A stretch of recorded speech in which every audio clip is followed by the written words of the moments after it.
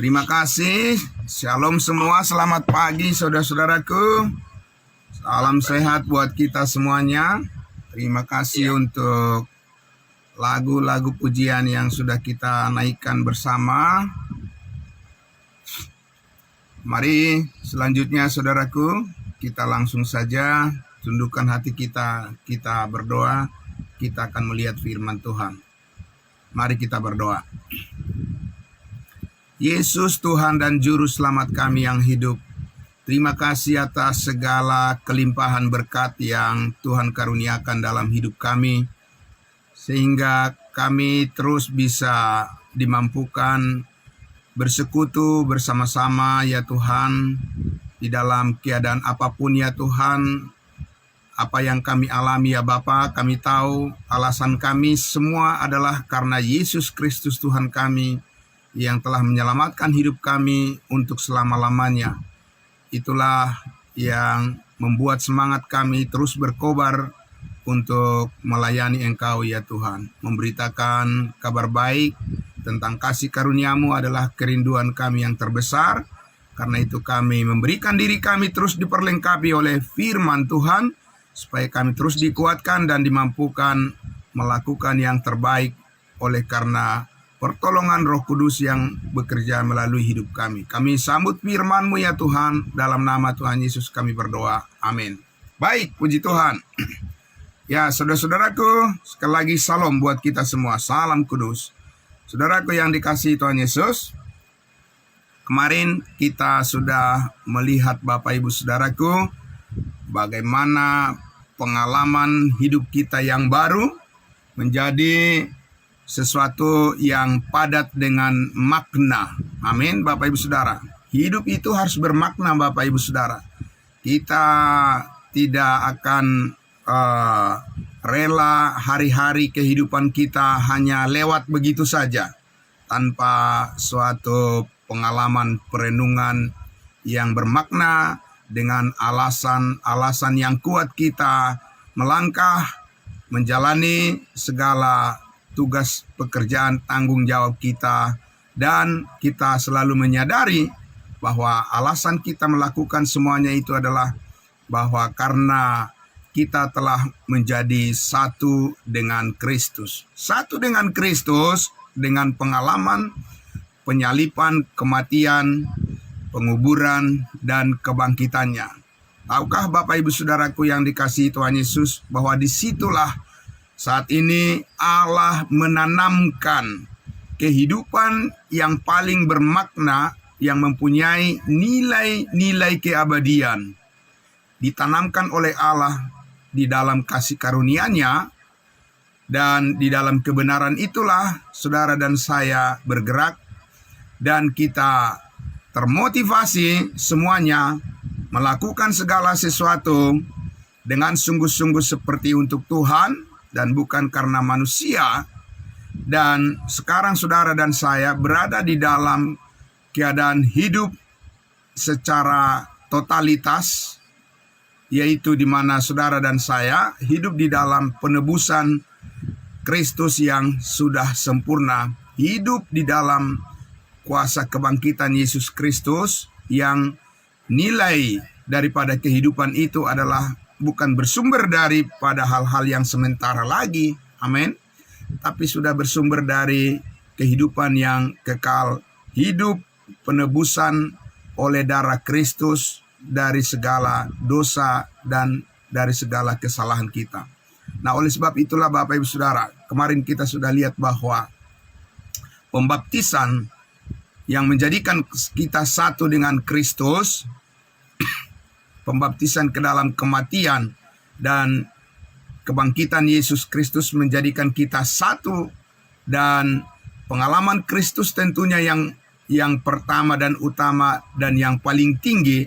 Lalu kita, orang-orang yang percaya yang hidup di dalamnya, di dalam Tuhan, orang-orang yang telah dikuduskan oleh darah Kristus, kita mengikuti pengalaman-pengalaman yang Kristus sudah lebih dulu, ya, sebagai buah sulung dikatakan, yang telah menghidupi, yang telah menerima segala sesuatu kemuliaan itu, dari Allah Bapa di sorga, dan kemudian kita anggota-anggota tubuhnya secara menyatu dengan Kristus Yesus, menjalani proses pengalaman hidup di dalam kesempurnaan, dan saudara-saudara dan saya, akhirnya kita menemukan realita kehidupan yang baru, pengalaman yang baru bersama dengan Kristus, yang tidak diintervensi oleh keinginan-keinginan dunia.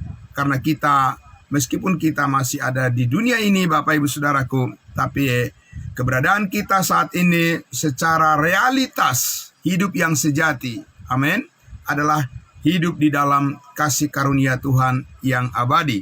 Hidup bersama dengan Kristus yang telah bangkit dari antara orang mati. Dan posisi kita adalah posisi yang surgawi.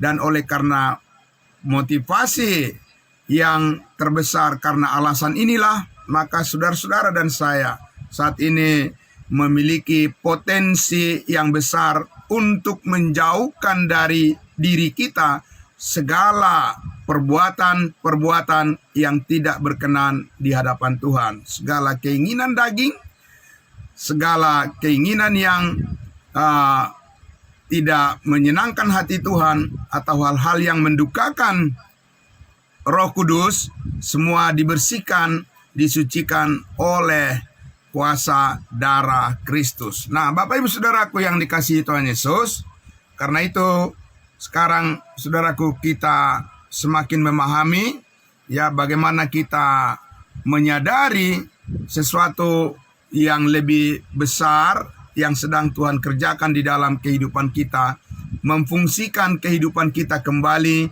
menjadi alat untuk kemuliaan Tuhan. Nah, saudara, kembali kita ke kitab Efesus pasalnya yang kedua, saudaraku, di mana kita telah melihat beberapa kali, saudaraku, apa hubungan daripada kasih karunia Allah ya dengan bagaimana karakter daripada mental kita ya. Jadi kita mempunyai karakter mental yang baru sekarang, saudaraku, dalam menyikapi segala sesuatu. Amin. Di dunia ini Bapak Ibu Saudaraku, kita harus mempunyai mental yang berkarakter. Amin. Kita tidak bisa membiarkan bahwa kita bermental hanya mengikuti arus ya, terbawa arus Bapak Ibu Saudaraku, dan hanya mengikuti isu-isu yang ditampilkan oleh dunia ya Bapak Ibu Saudara, dan itu bisa membuat kita menjadi kendor dalam semangat kita. Karena apa? Karena bukan itu yang menyuplai ya energi yang positif di dalam diri kita, tetapi kita mempunyai sumber kekuatan yang membangkitkan terus ya semangat kita, ya gairah kita untuk selalu menyambut hari baik, hari yang baru, karena kita tahu pasti ada pengalaman yang baru bersama dengan Tuhan kita, agar kita bisa ya mampu menyikapi segala sesuatu yang akan kita hadapi, baik yang kita sudah antisipasi, yang sudah kita ketahui, atau hal yang bisa kita prediksi, maupun yang tidak mampu kita prediksi atau tidak bisa kita perkirakan ya Bapak Ibu Saudaraku. Nah, oleh karena itu kesiapan hati kita, mental kita harus bermental kasih karunia. Amin.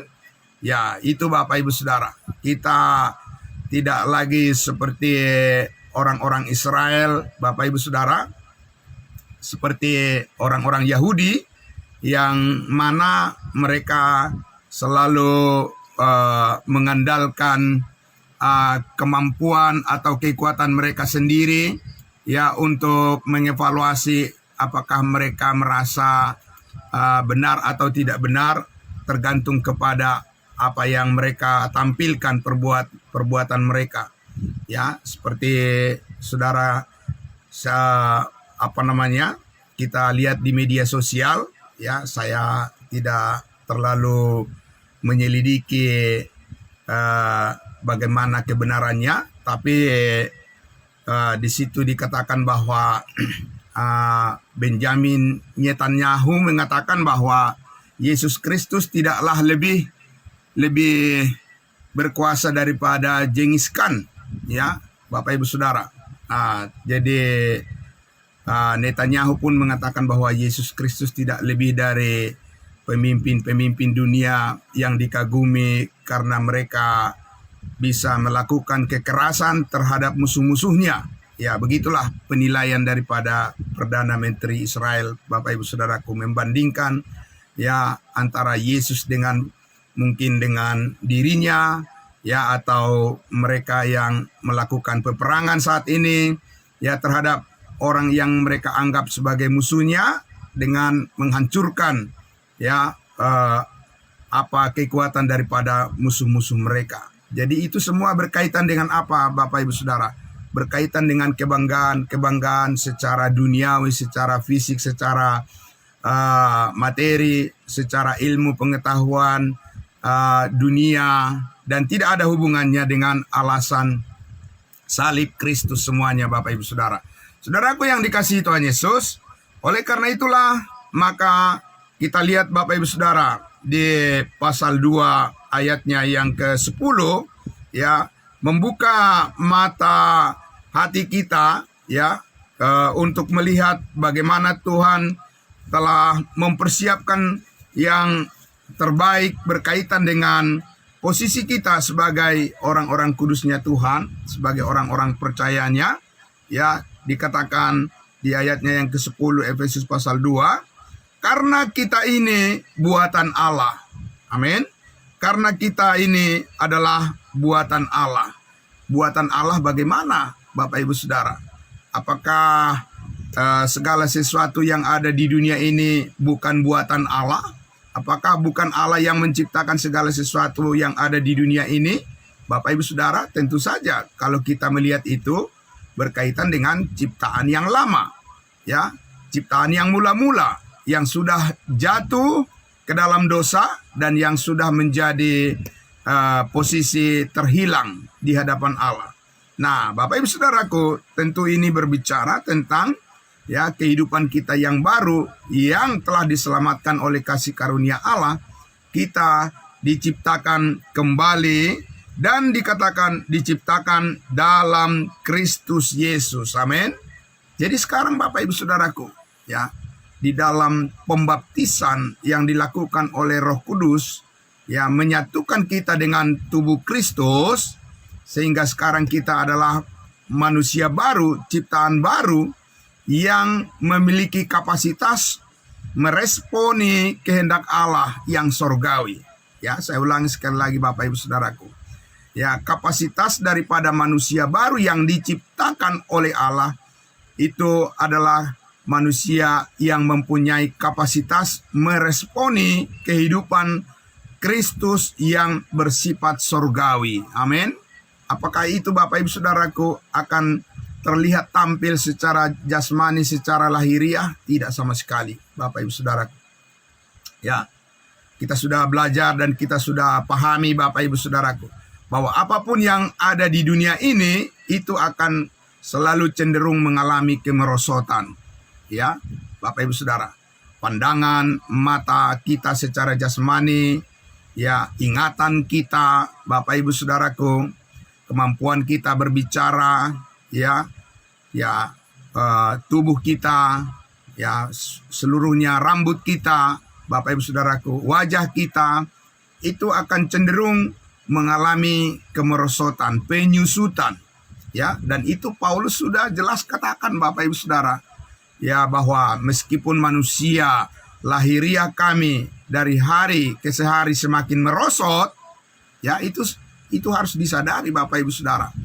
Kita tidak boleh merasa bahwa ya seperti orang dunia terus mereka mengangkat diri mereka ingin tampil sebagai manusia yang sempurna, yang awet muda, ya, terus melakukan ya usaha mengubah di sana sini, Bapak Ibu Saudara, dengan segala macam jualan yang mereka tawarkan kepada semua orang hanya untuk mencari keuntungan bagi diri sendiri. Tapi ingat Bapak Ibu Saudaraku, tidak ada semua yang ditawarkan itu yang bisa yang mampu menahan keberadaan daripada manusia untuk tetap supaya tidak mengalami perubahan ke arah kemerosotan yang secara alami itu sudah pasti terjadi. Nah, Bapak Ibu Saudaraku yang dikasihi Tuhan Yesus, kita tidak bisa mengikuti pola pikir dunia seperti itu lagi. Karena apa? Karena sekarang kita adalah ciptaan baru, kita mempunyai arus yang baru. Amin. Arus kekuatan yang baru, Bapak Ibu Saudaraku. Arus kehidupan kita yang mengarah kepada Kristus sebagai kepala, ya, kepala tubuh, dan kita adalah anggota-anggota tubuhnya. Maka sekarang saudara-saudara dan saya dikatakan bahwa diciptakan dalam Kristus Yesus untuk apa? Untuk melakukan pekerjaan baik. Amin. Bapak Ibu Saudara, kita memahami ini sebagai suatu bentuk pelayanan yang utuh, ya, untuk memahami bagaimana karakter mental daripada kasih karunia itu, saudaraku, menjadi padat makna, ya, di dalam kehidupan kita. Dan kita mengenali diri kita, gambar dan rupa kehidupan kita yang selalu taat kepada kehendak Allah, itu akan bisa kita lihat cerminan daripada kehidupan itu dari setiap kebenaran yang kita tarik dari setiap firman rahasia, firman kebenaran yang dibagi dengan tepat akan menjadi, ya, sumber kekuatan yang menerangi hati dan pikiran saudara dan saya setiap hari. Amin. Jadi kita terus menjadi orang yang tersadar. Amin. Bapak Ibu Saudara, bukan hanya melakukan pekerjaan baik, bukan hanya sekedar berbuat baik, tapi semuanya yang kita lakukan itu didasarkan pada sebuah kesadaran yang sangat mendalam atas kesatuan kita dengan Kristus. Amin. Bapak Ibu Saudara, itu tidak bisa terjadi hanya seperti membolak telapak tangan, ya. Kita tidak bisa berpikir instan, Bapak Ibu Saudaraku. Dan itu sebabnya orang-orang percaya, orang-orang kudusnya Tuhan yang tidak sampai mengalami, yang tidak membuka dirinya, yang tidak terus menuntun kemauannya, ya, untuk diproses oleh Tuhan masuk ke kedalaman daripada pengalaman hidup di dalam manusia baru ini, tidak akan bisa dia, Bapak Ibu Saudaraku, menemukan pekerjaan baik yang telah dipersiapkan oleh Allah sebelumnya. Dikatakan tadi, ya, Ia mau supaya kita hidup di dalamnya. Di dalamnya, Bapak Ibu Saudaraku, berproses di dalam sebuah tubuh kebenaran. Amin. Berproses di dalam sebuah tubuh kebenaran di mana pikiran-pikiran kita terus beradaptasi dengan apa yang Tuhan Yesus inginkan, yang Tuhan Yesus mau, di mana Yesus Kristus saat ini dalam posisi yang sorgawi, ya, kita diminta sebagai jemaat kudusnya Tuhan, pikirkanlah perkara-perkara yang di atas. Amin. Bapak Ibu Saudara, pikirkanlah perkara-perkara yang di atas sebagai sumber motivasi yang terbesar bagimu, supaya engkau dan saya tidak, ya, membenarkan diri dan berkompromi dengan segala sesuatu yang tidak membangun iman kita, ya, yang tidak mendukung, ya, suasana manusia batiniah kita, Bapak Ibu Saudaraku, ya. Bapak Ibu Saudaraku yang dikasihi Tuhan Yesus, itulah hal yang sangat luar biasa.